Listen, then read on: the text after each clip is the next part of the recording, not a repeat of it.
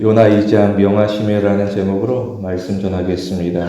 본문에서 문제를 설명하고 있습니다. 무엇인가 요나가 주위를 돌아보게 되는데 자신을 둘러싼 모든 주변 환경이 문제가 되어지게 됩니다.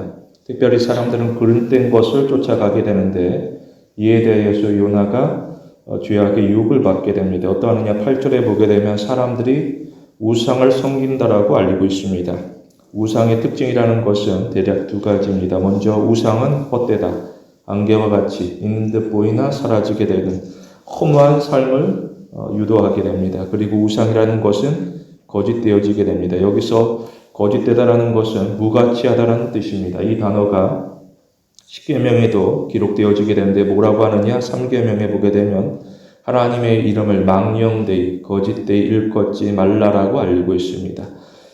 그럼에도 불구하고 사람들은 하나님을 함부로 또 나아가서 하나님에게서 떠나가고자 하게 됩니다. 대신에 사람들은 하나님이 없는 삶을 고집하게 됩니다. 그래서 하는 일이라는 것이 무엇인가? 오히려 사람들은 하나님이 있어야 할 그 자리에 대신 들어가야 하는 가짜 존재를 찾게 되고 부지런히 쫓아다니게 됩니다. 그러면서 사람들이 결국에 이르게 되면 하나님이 없는 삶 가운데 오히려 우상을 숭배하는 삶으로 나아가게 됩니다. 그렇다고 하면 사람들에게 있어 우상 숭배라는 것은 단순한 실수가 아니라 의식적인 선택이 되어지게 됩니다. 이에 대해서 하나님께서는 진노하시고 또한 벌을 내리시게 됩니다. 어떠하느냐? 하나님께서는 진노에 대해서 고통만을 주는 것이 아닙니다. 오히려 하나님께서는 진노 가운데 은혜를 거두시게 됩니다. 그렇다고 하면 자연스럽게 사람은 고통 가운데 빠지게 됩니다. 이처럼 하나님께서 사람을 버린 것이 아니라 오히려 사람들이 하나님을 버리게 되고 대신에 우상을 선택하며 스스로 고통 가운데 빠져들게 됩니다. 이처럼 사람들은 은혜 안에서 오히려 은혜 밖으로 스스로 나아가고자 하게 됩니다. 그런데 가만히 살펴보게 되면 누가 우상을 섬기는 것인가? 그것이 다른 누구? 이스라엘인가? 또는 악한 니느웨 사람인가? 가만히 살펴보게 되니까 요나는 자기 자신이라는 것을 발견하게 됩니다. 과연 그가 따르고 쫓는 우상이라는 것이 무엇인가? 자신의 의로움이었습니다. 요나는 나는 하나님 앞에서 정직하다라고 생각합니다. 그러면서 하나님 앞에서 나 정도라고 하면 훌륭하다라고 스스로 판단하게 됩니다.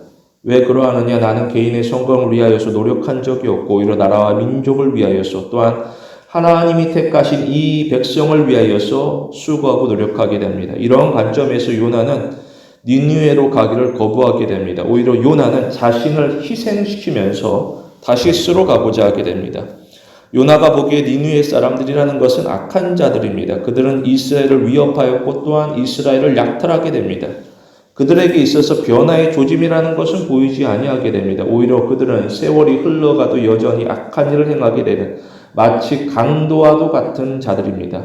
누가복음 10장에 보게 되면 어느 사람이 예루살렘으로 올라가고 다시금 집으로 돌아가게 되는데 예루살렘으로 다녀오는 그 목적이 무엇인가? 바로 예배였습니다.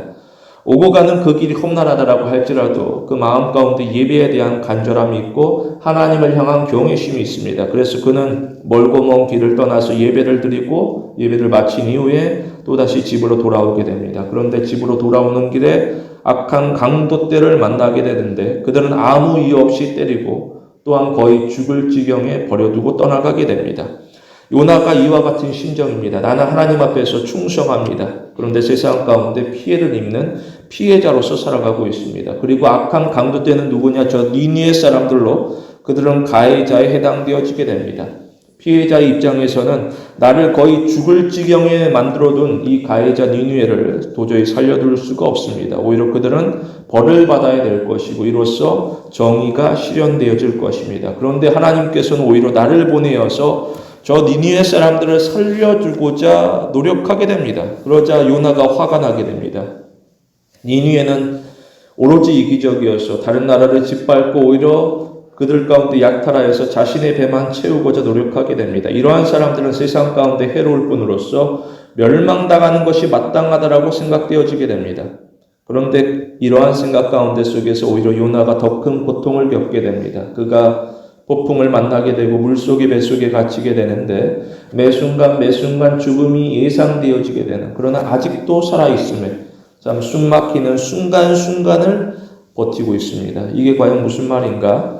죽음 앞에서도 하나님께서는 나를 지키고 계셨고 또한 하나님께서는 나를 떠나신 적이 없다라는 것입니다. 오히려 하나님께서는 나를 긍휼히 여기셨고 또한 구겨진 종이와도 같이 볼품없는 나를 붙들고 계시니 이 교만한 자의 인생 가운데 속에서 하나님께서 은혜를 부어주시게 되는데 오히려 내가 하나님의 긍휼하심을 밀어내고 있으니 이것이야말로 진정한 비극이라는 것입니다. 다시 말해 요나는 하나님의 은혜 아래 있지만 오히려 자신이 자꾸만 은혜 밖으로 나아가려고 걸어가고 있음을 돌아보게 됩니다. 우리는 하나님의 신실하심을 기억해야 될 것입니다. 그리고 우리는 하나님의 은혜 아래에서 굴복하게 됩니다. 특별히 우리는 믿음을 회복해야 될 것입니다. 우리는 자기 자신의 의로움을 주장하지 않습니다. 오히려 우리는 하나님의 선하심에 의존할 뿐입니다. 과연 회개라는 것이 무엇인가? 성경에서는 회개에 대하여서 마음의 변화라고 설명하고 있습니다. 그런데 내가 나의 마음을 바꾸려고 하는데 과연 이것이 될 것인가? 그렇지 않습니다. 오히려 내가 나의 마음을 바꾸려고 하는데 참 어렵고 힘이 들게 됩니다. 그런데 우리가 진정으로 하나님을 만나고 하나님과 교제하게 되면 우리의 마음은 자연스럽게 변화되어지게 됩니다. 우리는 더 이상 세상을 사랑하지 아니하고 하나님을 사랑하게 되는데 이러한 과정 가운데 하나님께서 우리를 새롭게 변화시키게 됩니다. 고린도전서에 보게 되면 불의한 자가 하나님의 나라를 유업으로 받지 못하는 줄을 알지 못하느냐라고 알리고 있습니다. 이어서 너희 중에 이와 같은 자들이 있더니 주 예수 그리스도의 이름과 우리 하나님의 성령 안에서 씻음과 거룩함과 의롭다 하심을 받았다라고 알리고 있습니다. 우리는 불의한 자 가운데 속해 있는 것이 아니라 오히려 하나님의 은혜 안에서 씻겨지게 되고 거룩함과 의로움을 받게 됩니다. 우리는 더 이상 나 자신을 높이지 않습니다. 우리 자신이 우상이 될 수는 없을 것입니다. 오히려 우리는 거룩하신 하나님을 높여야 될 것입니다. 이처럼 우리는 신앙이 건전한 삶을 회복합니다. 그리고 우리는 성경대로 행하는 올바른 일상을 영위합니다. 우리는 우리의 소원을 모래 위에 쌓아두지 아니하고 반석 위에 세워둘 필요가 있습니다. 우리의 일상이라는 것은 나의 사역이 아니라 오히려 하나님의 사역이 되어지게 됩니다. 다시 말하여서 하나님이 우리의 일생 가운데 우리를 연단하시고 우리를 다듬어 가시게 됩니다. 따라서 회심해야 되는 주체는 하나님이 아닙니다. 우리는 하나님을 향하여서 하나님이 변화되어진다라고 이야기하지만 사실 회심해야 되는 주체는 언제나 나 자신이었습니다. 다시 말하여서 회심해야 되는 주체는 하나님에게 택함받은 불의한 죄인 바로 나 자신이라는 것입니다. 요나도 보게 되면 죄 가운데 살아가게 되지만 그는 죄 가운데 속에서도 오히려 하나님의 은혜 가운데 붙들려서 고백하고 찬양하게 됩니다. 우리는 죄로부터 단절될 수가 없습니다. 오히려 우리는 죄로 말미암아서 끊임없는 영향을 받게 됩니다. 그럼에도 하나님께서 의로운 팔로 우리를 붙드시게 되고 이로 말미암아서 우리는 올바로 서게 됩니다. 우리는 하나님의 사랑에 감격하게 되고 감사하는 마음으로 회심에 임하게 됩니다. 이로 말미암아서 우리는 세상에서는 얻을 수 없는 참된 평안을 누리게 됩니다. 지금도 하나님께서는 저 멀리 계시는 것이 아닙니다. 오히려 우리가 깊은 절망 가운데 빠져 있을지라도 언제나 기도의 문은 활짝 열려 있습니다. 심지어 우리의 심령이 가난하고 쇠약할지라도 은혜를 향한 간절한 마음이 샘솟게 됩니다. 그렇더라고 하면 우리에게 있어서 고난이라는 것은 무가치한 시련이 아니라는 것입니다. 오히려 우리에게 고난이라는 것은 그리스도인으로 자라나게 되는 성장통이 되어지게 됩니다. 우리는 하나님께서 나를 변화시킨다라는 이 사실을 증명하는 일상을 보내게 됩니다. 비록 우리가 부족하게 되지만 하나님께서는 지치시는 법이 없고 오히려 우리가 포기하는 순간 가운데 속에서도 우리의 삶 가운데 선한 일을 행하시게 됩니다. 우리는 나의 생각, 나의 마음, 나의 삶까지도 변화시키시는 하나님의 은총을 신뢰하게 됩니다. 그렇더라고 하면 우리는 어느 순간 하나님이 우리를 통하여서 맺고자 하는 열매를 발견하게 되는데 그것이 바로 8절과 같이 회심의 열매였습니다. 그가 폭풍 가운데 속에서도 끝까지 하나님을 향하여서 고개를 돌리고 외면하였지만 하나님께서 나를 붙드심으로 말미암아 그 죽음의 밑바닥에서 오히려 하나님을 향하여서 회개하게 되고 용서를 구하게 되며 오히려 세상 가운데 구별된 삶을 다짐하게 됩니다. 이처럼 우리는 세상과 구별된 일상을 통하여서 하나님에게 영광을 돌리게 됩니다. 본문에서 두 가지로 봅니다. 첫째로 우리는 하나님을 위하는 헌신을 다짐하게 됩니다. 본문에서는 지금이 나타나고 있습니다. 무엇인가 지금 요나는 문제 한가운데에 있습니다. 주변이 아니라 한가운데서 걱정하게 됩니다. 그런데 요나가 무엇하느냐? 오히려 걱정 가운데 속에서 두 가지를 행하게 되는데 9절에 보게 되면 감사하게 됩니다. 그래서 제사를 드리게 됩니다. 또한 서원하게 됩니다. 그리고 이 서원에 대하여서 앞으로 이행할 것을 결단하게 됩니다. 여기서 중요한 포인트는 선제적인 감사라는 것입니다. 다시 말하여서 조건적 감사가 아닙니다. 과연 이게 무슨 말인가? 아직 위기는 끝나지 않았고 위기라는 것은 현재 진행 중에 있습니다. 따라서 걱정이 많게 됩니다. 그러나 요나는 두려워하지 아니하고 오히려 요나는 더욱 감사하게 됩니다. 과연 그가 감사하는 이유가 무엇인가? 상황이 바뀌어서 그런 것인가? 그렇지 않았습니다. 오히려 상황이 악화될지라도 오히려 그 상황 가운데 속에서 나의 생각이 바뀌어지게 됩니다. 요나는 하나님이 어떠한 분인지를 알게 됩니다. 그러자 요나는 하나님을 위하는 헌신을 다짐하게 되는데 여기서 감사하는 것만이 아니라 스스로 자원하여 소원하게 됩니다. 여기서 소원이라는 것은 나를 위해서가 아니라 오히려 하나님을 위한 것으로서 전적으로 헌신하고자 노력하게 됩니다. 민수기에 보게 되면 사람이 소원하면 깨트리지 말고 다 이행하라라고 알립니다. 그러면서 신명기에서는 사람이 소원하고 이행하지 아니하면 죄가 되리라고 알리고 있습니다. 따라서 교인이 소원함이 있어서 신중할 것인데 소원하면 반드시 지켜야 될 것입니다. 이후로 내 사정이 이래서 저래서 안 된다라고 말할 수가 없습니다. 오히려 소원을 지키지 않는 것이 죄가 되어져서 속건죄로 말미암아서 용서함을 받아야 되는 참 부담스러운 일이 되어지게 됩니다. 그러나 요나가 이 모든 것을 알고 있음에도 불구하고 불편하게 여기지 아니하고 오히려 그 마음 가운데 감사가 넘치게 되는데 이전까지 나는 하나님을 외면하였고 내 소견에 옳은 대로 행동하였습니다. 그러나 하나님께서는 나를 돌보시게 되는데 앞으로도 하나님께서는 끊임없이 나를 지키실 것을 확신하게 됩니다. 그러자 그가 하나님을 향하여서 소원하는 그 소원은 더 이상 불편한 서약이 될 수 없습니다. 오히려 그가 행하는 소원은 하나님을 향한 전폭적인 항복이 되어지게 됩니다. 그래서 소원하는 자가 자신의 감정 가운데 휘둘리지 아니하고 오히려 하나님의 은혜 가운데 더욱더 단단하게 붙들리게 됩니다. 우리는 감사로서 생각을 전환합니다. 일상의 시작이라는 것은 우리의 생각에서 출발되어지게 되는데 이게 무슨 말인가? 예를 들어서 우리가 무언가를 생각하게 되면 그 생각은 우리의 시각을 형성하게 됩니다. 그리고 우리는 시각이라는 렌즈를 통하여서 우리에게 닥치는 모든 사건들을 해석하게 됩니다. 그리고 이러한 해석들은 우리의 경험을 형성하게 됩니다. 그리고 이러한 경험을 따라서 기억들이 점차 쌓이게 되는데 그 기억들은 기존의 생각들을 강화시키게 됩니다. 이러한 순서가 계속해서 반복되어지게 되면 처음 우리가 마음속에 품었던 그 생각은 굳어져서 이후로 보게 되면 그 생각이 바뀌기가 참 어려운데 우리는 처음부터 생각에 대하여서 유연한 자세를 취할 필요가 있습니다. 특별히 우리가 하나님의 말씀에 대하여서 열린 생각을 가질 것이고 우리가 성경의 약속에 대하여서 하나라도 의심치 아니하고 적극적으로 받아들일 것입니다. 이로 말미암아서 우리는 우리의 생각의 빈 공간 가운데 말씀을 채우게 될 것입니다. 비록 처음에는 매우 작은 겨자씨와 같아서 아무것도 아는 것 같아 보이나 말씀이 자라나게 되면 나무가 되어서 이후로 새들이 날아와서 그 나무 사이에 쉬게 되는 평안의 삶을 누리게 됩니다. 이처럼 우리가 무슨 일을 하든지 하나님의 말씀 가운데 사로잡히게 되면 여유를 가지게 되고 또한 의연하게 대처하게 됩니다.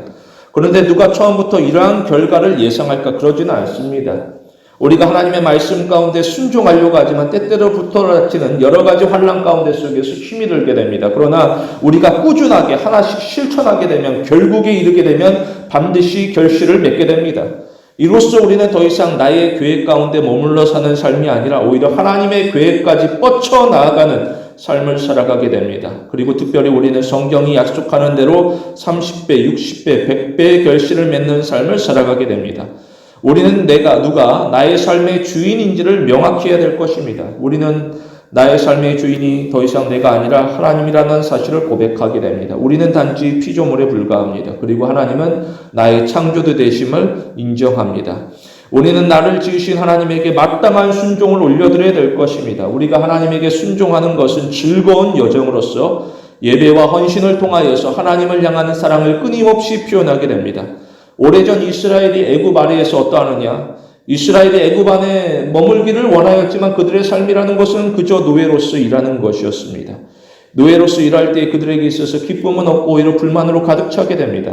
애굽은 여전히 지시만 하고 학대만을 가하게 됩니다. 이에 대해서 이스라엘은 어쩔 수 없이 굴복하게 되는데 이에 대해서 애굽은 잘하였다라고 칭찬하지 아니하고 오히려 그들을 향하여서 나태하다, 게으르다, 욱박만을 지르게 됩니다. 그런데 하나님께서는 어떠하느냐? 하나님은 믿는 자가 진정으로 행복하기를 바라게 됩니다. 그래서 순종 이전에 은혜를 베푸게 됩니다. 그리고 순종 이후에는 더하여서 축복하게 됩니다. 그래서 신명기에 보게 되면 구원받은 이스라엘을 향하여서 너는 행복한 자라라고 알리고 있습니다. 이어서 여호와의 구원을 너같이 얻은 백성이 누구냐? 하나님은 너를 돕는 방패시고 너의 영광이 칼이시라. 너의 대적들이 너에게 복종하리니 너가 그들의 높은 것을 밟으리라라고 알리고 있습니다. 하나님의 상급이라는 것은 내가 무언가를 잘해서 얻는 보상이 아니었습니다. 오히려 하나님의 상급이라는 것은 하나님 자신의 사랑이 흘러넘쳐서 우리 가운데 주어지는 값없는 선물이 되어지게 됩니다. 이처럼 사랑이라는 것은 조건이 아니라 희생이 되어지게 되는데 이 희생적인 사랑이 우리를 감동시키게 되고 또 나아가 우리를 변화시키게 됩니다. 우리는 마음속에 불어닥치는 감사를 그치지 아니하고 오히려 예배와 헌신으로서 하나님 앞에 나아가 표현하게 됩니다. 이러한 우리의 결단과 다짐이라는 것은 말로만 끝내서는 안 될 것입니다. 오히려 다니엘이 그 뜻을 정한 이유로 세상과 치열하게 싸우듯이 우리는 하나님을 위하여서 진리의 싸움을 이어가야 될 것입니다. 그러면서 우리는 하나님만을 높이게 됩니다. 성경이 약속하고 있는데 그게 무엇인가? 하나님 앞에서 자신을 낮춥니다. 그럼 하나님께서는 그를 세상에서 높여주게 됩니다. 이게 바로 높은 곳에 올라가서 밟는 삶, 오히려 하나님의 은혜 가운데 살아가는 삶입니다. 우리는 하나님의 말씀 가운데 순종할 때에 비로소 최고의 행복을 맛보게 됩니다. 예를 들어서 우리가 비행기를 타고 갈 때에 그 비행기가 어디로 가야 하는지 결정하는 것은 우리가 아니라 조종사가 되어지게 됩니다. 이처럼 우리의 삶에 있어서 주권자는 내가 아니라 우리의 삶의 주권자는 하나님이 되어지게 됩니다. 다만 신앙 여정 가운데 속에서 하나님께서는 우리에게 능력을 허락하시게 됩니다. 신앙 여정 가운데 감당할 수 있는 능력. 그러나 하나님께서는 우리에게 권리를 허락하지는 않았습니다. 과연 이게 무슨 말인가? 우리는 악을 선택할 수 있는 능력이 있습니다. 그러나 우리는 악을 선택할 수 있는 권리는 없습니다. 쉽게 말해서 사람에게는 거짓말할 수 있는 능력이 있으나 그러나 사람에게는 거짓말할 수 있는 권리는 없습니다. 이와 같이 우리는 끊임없이 하나님에게 지배를 받게 되는데 하나님께서 우리에게 원하는 것은 내가 거룩하니 너희도 거룩하라라고 이야기하시게 됩니다. 우리는 거룩해질 수 있는 권리를 부여받게 됩니다. 동시에 우리는 거룩하지 못할 존재가 될 수 있는 권리라는 것은 없다는 것을 알고 있습니다. 성경이 분명히 밝히는 바 죄의 삭은 사망일 뿐입니다. 그러면서 시편 1편을 보게 되면 어떠하느냐? 시편 1편에 복 있는 사람이란 누구인가? 복 있는 사람은 세 가지를 안 하게 됩니다. 악인의 길을 따르지 아니하게 되고 죄인의 길에 서지 아니하게 되고 오만한 자의 자리에 앉지 아니하게 됩니다. 이것이 바로 죄악의 특징을 제대로 표현하고 있습니다. 어떠하느냐? 죄악이라는 것은 우리를 원치 않는 곳으로 데려갑니다. 그리고 죄악은 우리를 원치 않는 자리에 머물게 하게 됩니다. 그리고 죄악이라는 것은 우리로 하여금 원치 않는 대가를 치르게 됩니다. 특별히 죄악은 우리가 감당할 수 있는 것보다 더 큰 대가를 치르게 되는데 이런 어려운 환경 가운데 속에서 우리가 한 가지 집중할 것은 그것은 무엇인가? 우리는 하나님의 말씀을 즐거워하고 주야로 묵상하는 것입니다. 비록 나의 삶 가운데 불어닥치는 죄악의 유혹 가운데 속에서 내가 살기 위해서 어쩔 수 없이 행하는 그 족쇄로서 하나님의 말씀을 붙드는 것이 아니라 오늘 내가 살아가도록 도우시는 하나님의 사랑 가운데 내가 붙들려 살아가고 있음에 고백하게 되는 신앙이 되어질 것입니다. 다시 말하여서 우리가 크나큰 위기 가운데 빠지더라도 하나님 말씀 붙들고서 기도하게 되면 하나님께서 우리를 보호하시게 됩니다. 이로써 신자는 홍해를 건너게 됩니다. 그리고 우리가 사자굴에 떨어진다라고 할지라도 안전할 것이고 심지어 요나가 폭풍 가운데 속에서 바다에 빠지더라도 죽지 아니하는 것처럼 우리의 삶 가운데 막힌 문을 여신 하나님의 자비하심을 기억하는 것만으로도 우리는 절망 가운데 속에서 다시금 일어서는 큰 힘을 얻게 됩니다. 세상의 유혹과 격려, 세상의 위로라든지 격려라는 것은 크나큰 위기 앞에 우리가 처하게 되면 오히려 우리 가운데 공허하고 메마른 메시지가 되어지게 됩니다. 그러나 크나큰 위기 가운데 속에서 오히려 작은 세미한 음성 가운데 들리는 그 하나님의 사랑과 긍휼이 오히려 우리의 전 존재를 완전히 회복시키시게 됩니다. 하나님은 지난날의 어려운 가운데 속에서도 여전히 나의 하나님이 되시고 오늘의 시련 가운데 속에서도 여전히 나의 사랑하는 하나님이 되어지게 됩니다. 그래서 시편에 보게 되면 예배자가 하나님 앞에 고백하게 되는데 여호와의 일을 기억하며 주께서 옛적에 행하신 기이한 일을 내가 기억하리이다라고 말합니다. 그러면서 주의 모든 일을 작은 소리로 읊조리며 주의 행사를 낮은 목소리로 되새긴다라고 말하고 있습니다.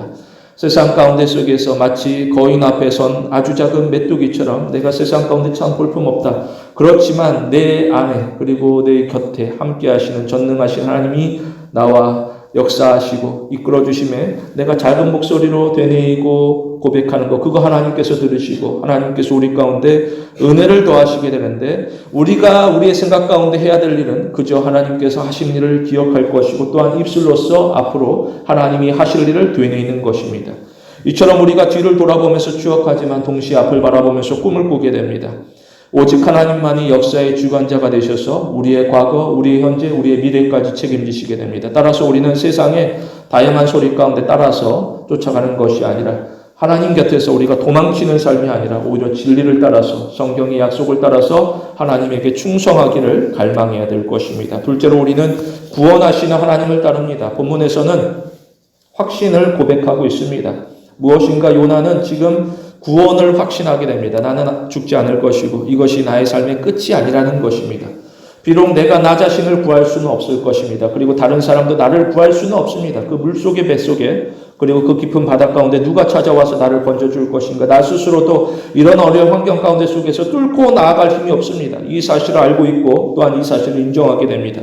그래서 낙심하며 그저 지낼 것인가, 그렇지 아니하고 오히려 절망의 깊은 자리 가운데 속에서 엎드리게 되고 하나님을 향하여서 간구하게 됩니다. 그러자 하나님께서 들으시고 하나님께서 응답하신다. 이처럼 9절에 하나님께서 나를 구원하실 것인다라는 것은 불확실한 발음이 아니었습니다. 오히려 확실하게 이루어질 사실로서 다가오게 됩니다. 과연 구원이라는 것이 무엇인가? 구원은 나의 능력으로 얻는 것이 아닙니다. 그리고 구원이라는 것은 나의 의로움, 나의 도덕성으로 오는 것도 아니었습니다. 우리는 하나님에게 소속되어지게 됩니다. 따라서 하나님께서 하나님의 편에 속한 우리를 회복시키게 되고 우리를 구원으로 이끌어 가시게 됩니다. 이처럼 우리는 누구에게 소속되어 있는가가 중요하게 됩니다. 그럼에도 사람들이 오해하게 되는데 소속은 그렇게 중요하지 아니하다. 오히려 소속되어지는 것에 대해서 귀찮게 여기게 됩니다. 내가 하나님에게 또 나아가 교회에 소속되어서 여러 가지 봉사를 해야 될 것, 마치 소속이라는 것이 족쇄와도 같아서 나를 더욱더 불편하게 만든다라는 식으로 여기게 되고, 때로는 일정한 거리를 두고 지내는 것이 더욱더 안전하다라고 생각할 수도 있습니다. 그리고 때로는 소속이 나로 하여금 더 이상 감당할 수 없는 그 헌신, 그 충성까지도 몰아갈까봐 두려움을 느끼게 됩니다. 사람은 나 자신에 대한 자신감이 있습니다. 그래서 내가 착하게 살게 되면 내가 누군가로부터 복을 받게 되고 또한 누군가로부터 구원을 얻을 것이라고 생각하게 되는데 그것은 아닙니다. 신명기에 보게 되면 율법을 기록하고 있는데 특별히 두 번째 율법을 기록하고 있습니다. 이게 무슨 말인가? 이전에 시내산에서 율법이 선포되어지게 되는데 세월이 흘러서 그들 가운데 다시금 새로운 율법을 주시는 것인가, 만드시는 것인가? 그렇지 않았습니다. 모세가 약속의 땅을 눈앞에 둔 2세대에게 오래전 그 시내산의 율법을 다시금 가르치게 되는데 이때가 언제냐? 모세가 죽음을 앞두는 심정으로서 이 백성들과 이별을 앞두게 됩니다. 또 다시 말하여서 모세는 자신의 죽음이 임박하였음을 알고 있습니다. 이 땅 가운데 남겨진 주어진 삶이 시간이 얼마 남지 아니하는, 따라서 그 시간을 소중하게 여겨야 될 것인데 누군가는 사랑하는 가족과 더 많은 시간을 보내고자 하게 됩니다. 그러나 모세는 무엇하느냐? 오직 하나님의 말씀 가운데 붙들리기를 소원하며 이 백성 역시도 말씀 가운데 사로잡히기를 원하게 됩니다. 그렇지 아니하면 1세대처럼 그들은 죽음을 당할 것입니다. 앞선 세대와 같이 쇠퇴하고 멸망할 것입니다. 그러나 이 세대가 해야 될 일은 내가 나의 힘으로 구원을 얻겠다는 것이 아니라 하나님의 말씀 가운데 내가 회복되어지게 되고 구원을 얻겠다라는 이 심정으로 매달리면 하나님께서 도와주신다라는 것입니다. 이 간절한 마음과 확신 가운데 속에서 모세는 신명기를 통하여서 다시금 율법을 자세하게 가르치게 됩니다. 이와 관련하여서 세상의 종교라는 것은 어떠하느냐? 세상의 종교는 규율을 지켜야지 구원을 얻는다라고 말하고 있습니다. 그러나 성경은 조금 다릅니다. 이스라엘은 율법을 잘 지켰기 때문에 구원을 얻은 것, 출애굽한 것이 아니었습니다. 오히려 이스라엘은 하나님으로부터 이미 구원을 받았기 때문에 율법을 받게 됩니다. 따라서 율법의 목적이라는 것은 구원 그 자체가 아니게 됩니다. 오히려 율법의 목적은 구원 그 이유가 되어지게 되는데 어떠하느냐? 두 가지입니다. 먼저로서는 사랑의 관계입니다. 믿는 자는 율법을 지킴으로써 하나님과 사랑을 나누게 됩니다. 유의할 것은 말씀에 대한 순종은 내가 사랑받기 위함이 아니라 오히려 지금 내가 사랑받고 있기 때문에 자발적으로 순종하는 것입니다. 그리고 둘째로는 열방을 향한 증거가 되어지게 됩니다. 믿는 자는 말씀을 지키게 되는데 이 모습을 세상이 곁에서 지켜보게 됩니다. 그러면서 세상은 택한 자가 섬기는 하나님이 얼마나 위대한 분이신지를 알게 됩니다. 나아가 세상은 나도 하나님을 섬기는 그 공동체에 소속되고 싶은 열망을 경험하게 됩니다.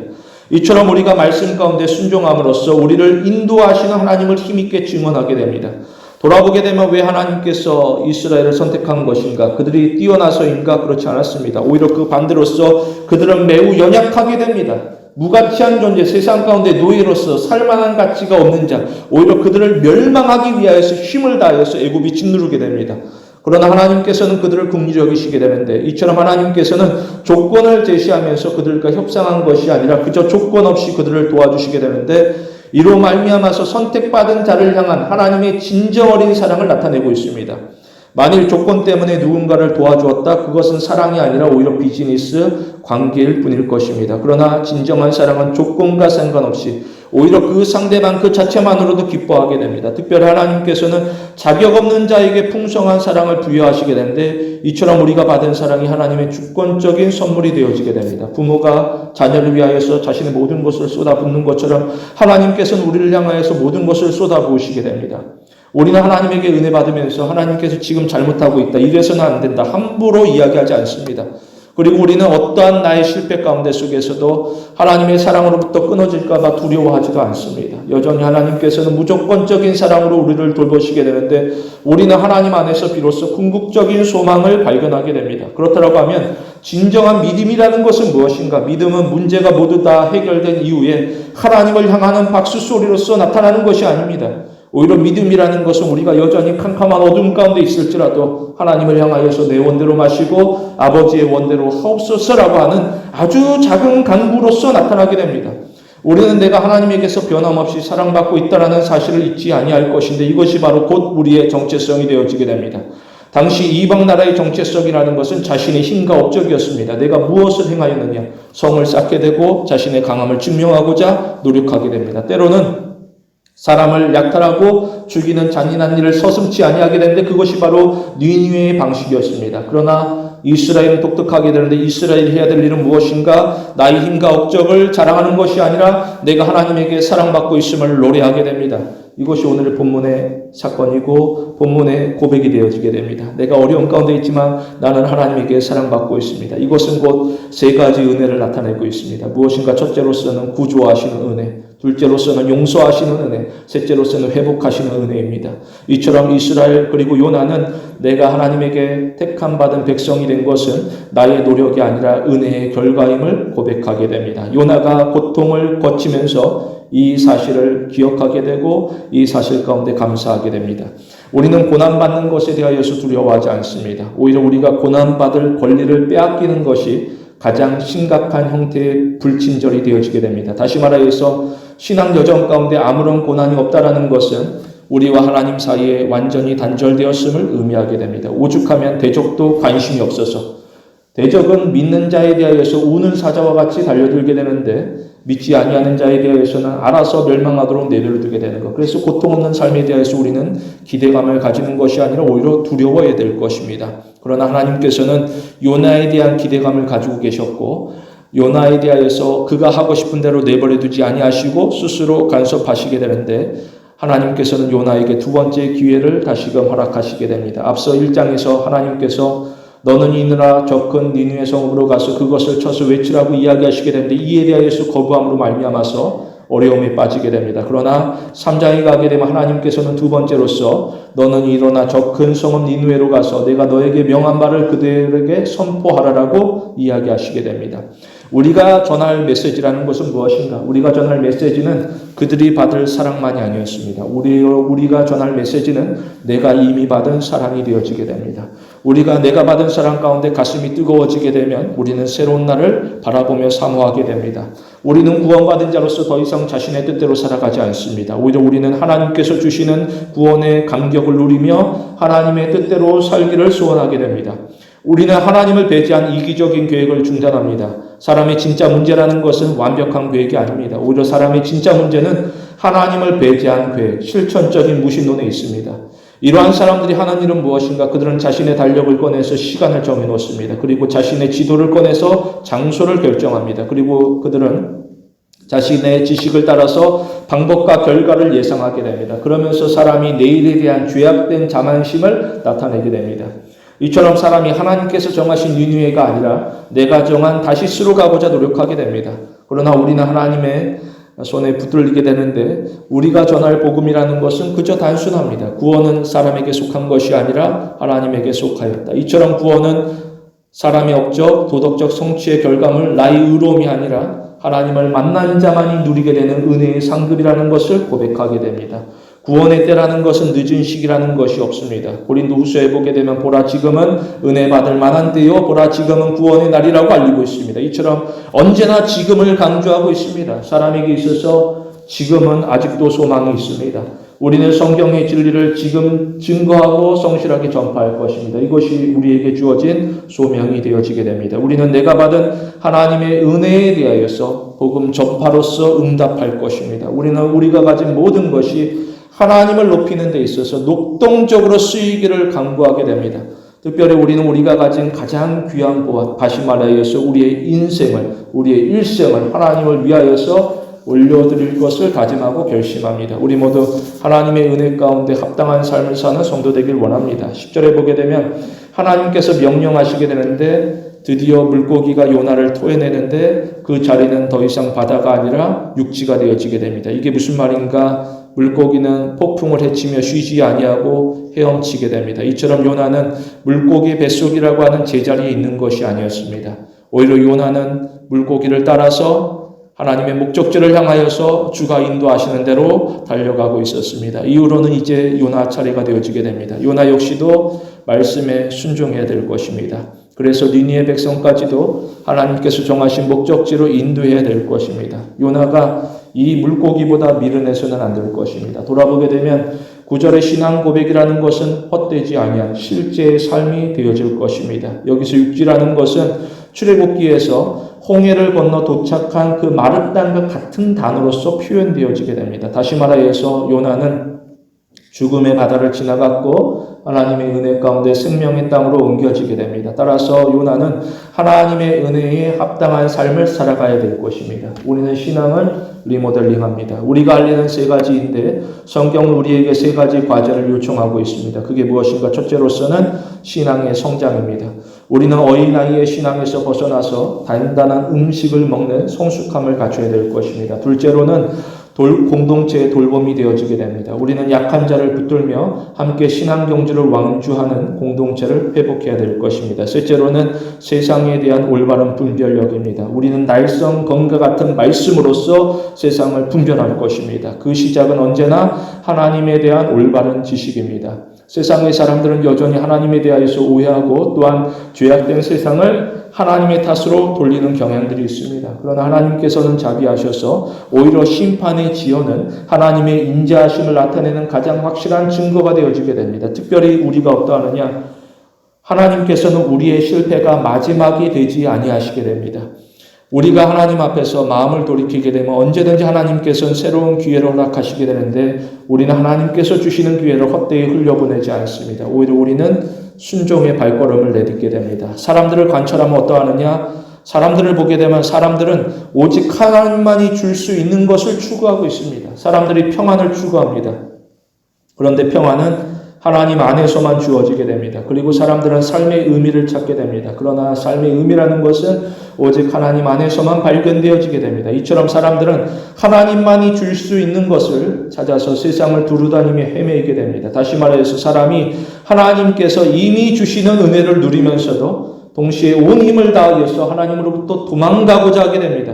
그들이 바라는 것은 하나님 없이 유익만을 얻고자 하게 됩니다. 이 모습이 요나와도 유사하게 됩니다. 그가 하나님을 떠나면 니느웨가 멸망하여서 조국이 니느웨로부터 자유로워질 것을 기대하였지만 진정으로 자유로울 것인가? 그렇지 않았습니다.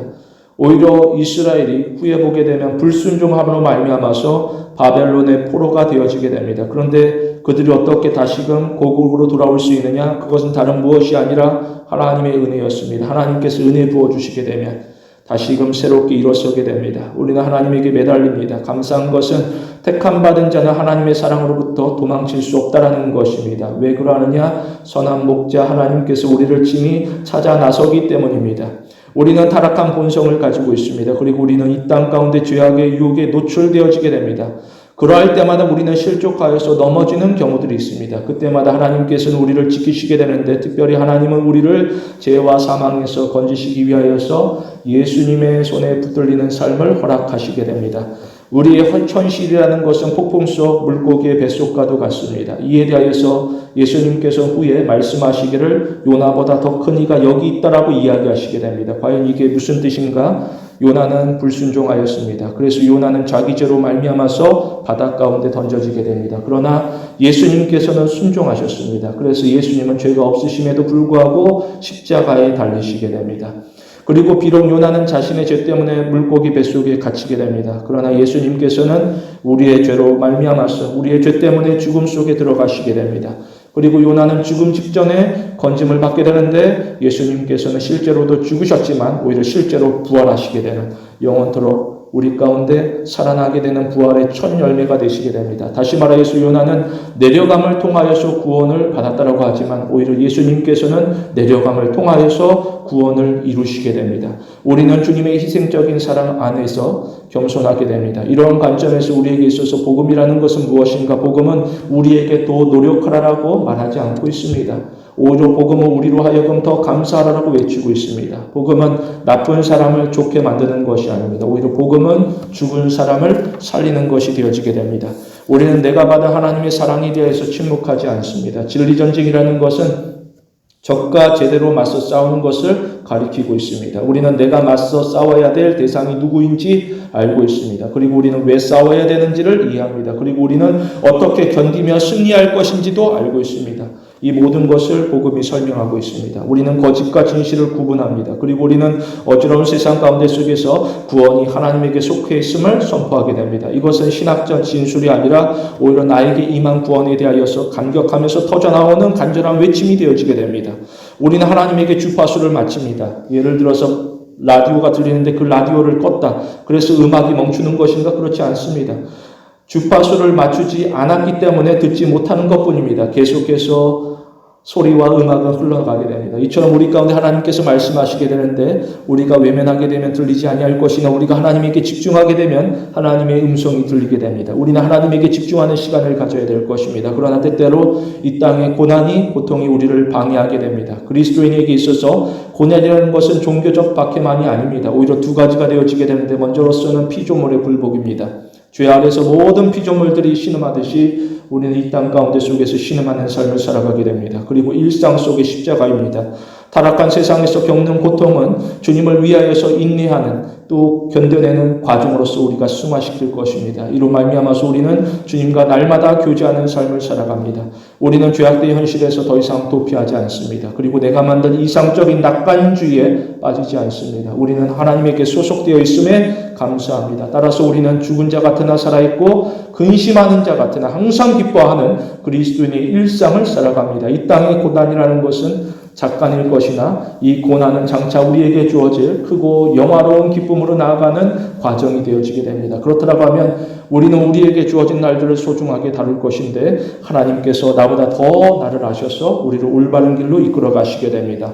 우리는 나의 죄성에도 불구하고 나를 구원하시고 도무지 이해할 수 없는 그 크신 사랑으로 나를 붙들어 주심에 감사하며 오직 하나님에게만 충성할 것을 결심합니다. 성도 여러분, 입술뿐만 아니라 우리의 삶 전체로서 하나님 사랑을 고백하는 귀한 신앙의 성도가 되길 원합니다.